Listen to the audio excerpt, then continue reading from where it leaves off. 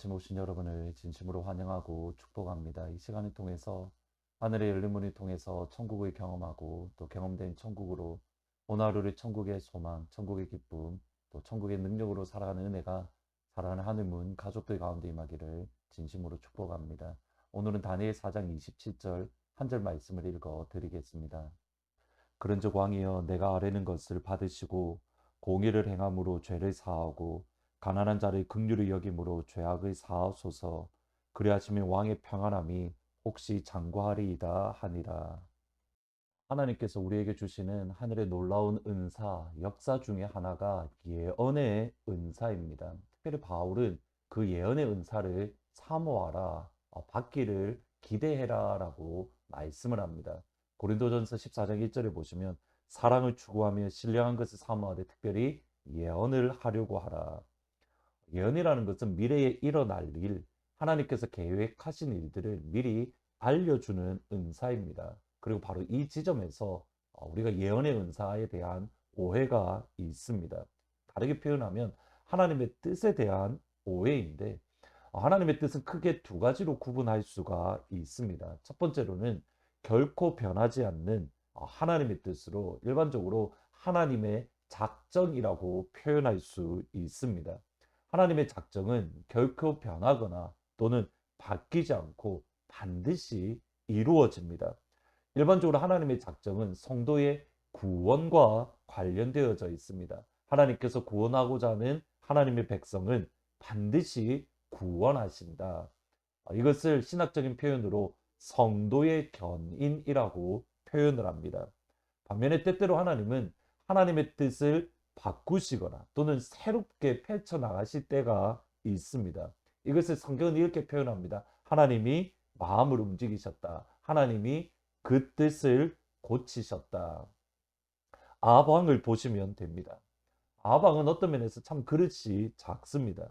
왕으로서 모든 것을 다 누리고 있음에도 자신의 왕궁 앞에 있는 포도원을 가질 수 없다며 그것 때문에 병이 났습니다. 이것을 본 그의 부인 이세벨이 포도원을 빼앗는 방법을 가르쳐 주었고 실제로 나봇을 죽이고 포도원을 빼앗았습니다. 이것이 하나님 보기에 매우 악했기에 엘리야를 통해서 아합에게 예언의 말씀을 주십니다. 열왕기상 21장에 보시면 여호와의 말씀이 내가 재앙을 내게 내려 너를 쓸어버리되 내게 속한 남자는 이스라엘 가운데 매인자는 노인자를 다 멸할 것이다. 하나님이 너를 분명히 멸할 거다. 내가 너를 남자는 이스라엘 백성들 가운데에 완전히 씨를 말려버릴 것이다. 하나님의 무서운 심판의 예언을 하십니다. 근데 이 심판의 예언이 주어졌을 때에 아합의 반응이 뭐냐면 열왕기상 21장 27절에 보시면 아합이 이 모든 말씀을 들을 때에 그의 옷을 찢고 굵은 배로 몸을 동이고 금식하고 굵은 배로 누이며 또 풀이 죽어 지나더라. 그토록 악을 행했던 아합이지만 일리야를 통한 하나님의 말씀이 선포되어질 때에 그 두려움을 깨닫고 옷을 찢고 굵은 베옷을 입고 풀이 죽어 지냈다. 기가 죽어 지냈다라고 합니다. 그 모습을 하나님이 보셨을 때에 하나님의 반응이 열왕기상 21장 29절입니다. 아합이 내 앞에서 겸비함을 내가 보느냐 그가 내 앞에 겸비함으로 내가 재앙을 저의 시대에는 내리지 아니하고 그의 아들의 시대에야 그의 집에 재앙을 내리리라. 재앙을 내리지 않겠다라고 말씀하십니다. 하나님의 뜻을 바꾸셨습니다.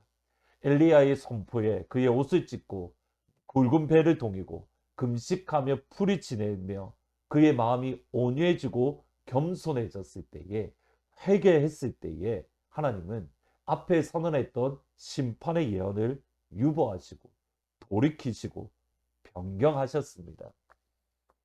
그러면 아방을 통해서 저희들이 알 수 있는 것은 왜 하나님이 예언의 말씀을 주시는가? 근본적인 목적이 있습니다. 하나님이 예언의 말씀을 주시는 이유는 무엇이냐면 그 말씀을 듣고 돌이키라고 그 말씀을 듣고 순종하라는 하나님의 뜻입니다. 아합의 경우에는 심판 자체가 하나님의 목표가 아닙니다. 그 말씀을 들은 주의 백성들이 돌아서는 것, 그 말씀을 들은 주의 백성들이 순종하고 하나님 앞에 복종하는 것, 그것이 하나님께서 예언의 말씀을 주신 근본적인 목적입니다. 다니엘 4장에 나오는 느부갓네살 왕의 말씀이 딱 그와 같습니다.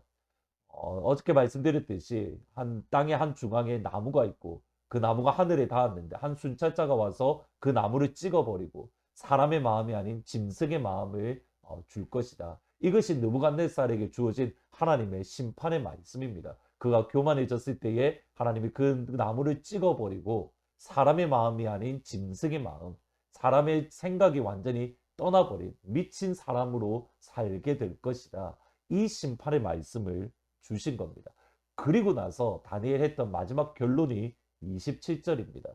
그런즉 왕이여 내가 아뢰는 것을 받으시고 공의를 행함으로써 죄를 사하고 가난한 자를 긍휼히 여김으로 죄악을 사하소서. 그리하시면 왕의 평안함이 혹시 장구하리이다.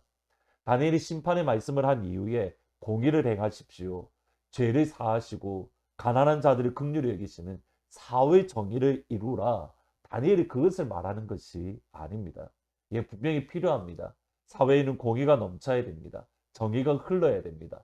힘이 없는 가난하고 연약한 이들을 국가가 돌보고 지켜주어야 됩니다. 특별히 위에 서 있는 그런 사회의 그런 리더십들이라고 한다면 그것을 솔선수범해야 됩니다. 근데 다니엘의 의도는 그게 아닙니다. 회개에 합당한 열매를 맺으라는 겁니다. 느부갓네살 왕을 향한 하나님의 심판이 예언되어졌기에 이 말씀을 들으시고 회개하시고 그리고 회개에 합당한 열매를 맺으십시오. 단순히 착한 사람이 되라는 말이 아니라는 겁니다.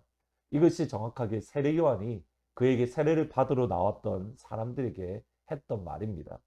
먼저 이렇게 표현을 합니다. 누가복음 3장 7절에 보시면 요한이 세례를 받으러 나오는 무리에게 이르되 독사의 자식들아 누가 너에게 일러 장차올 진노를 피하라 하더냐.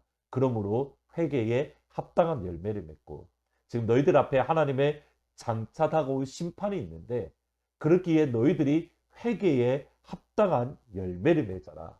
그리고 나서 이어지는 말씀, 다시 말하면 회개하고 합당한 열매를 맺은 삶의 모습이 무엇이냐면 옷 두 벌 있는 사람은 한 벌을 없는 사람에게 나누어 주고, 먹을 것이 있으면 먹을 것이 없는 사람에게 나누어 주고, 받는 것에 만족하며 다른 사람들이 간탈, 도둑질하지 말라.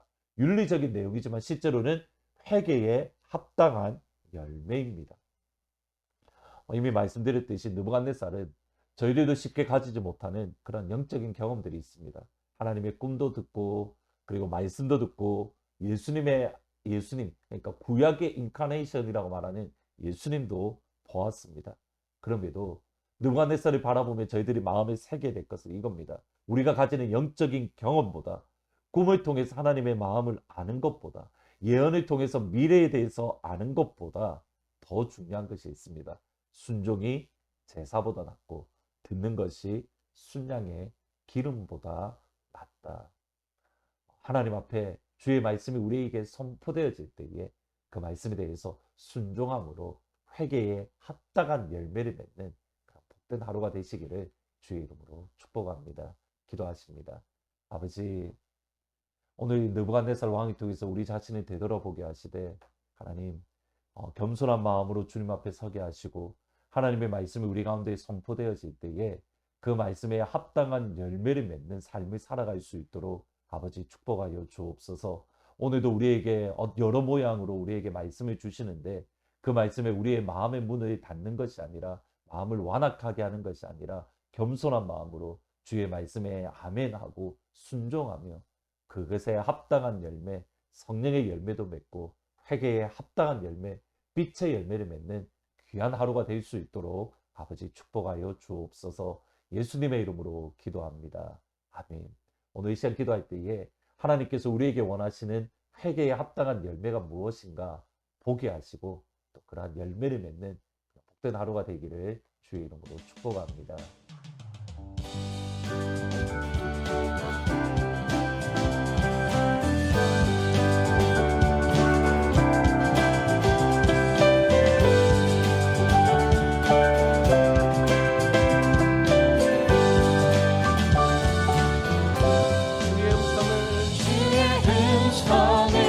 내가 들으니 사랑하는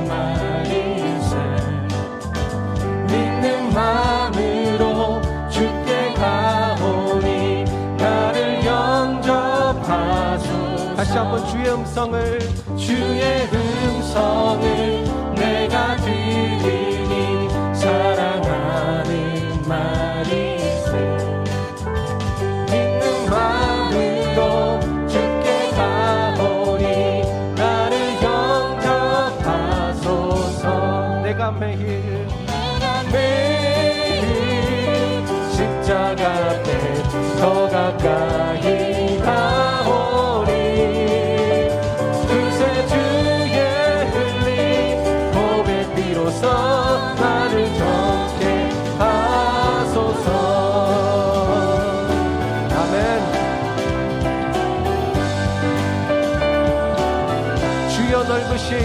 주여 넓으신 은혜 베푸사 나를 받아주시고 나의 품은 주의 뜻같이 되게 하여 주소서. 내가 매일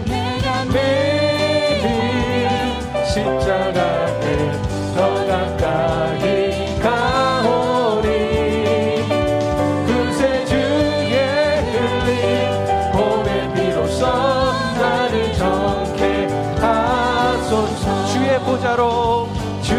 보좌로 나아갈 때에 세상이 힘들까 주의 얼굴을 항상 배우니 더욱 친근합니다. 내가 매일 십자가 앞에 더 가까이 가오니 주의 흘린 보배 비로소 나를 정케. 다시 한번 내가 매일 십자가 앞에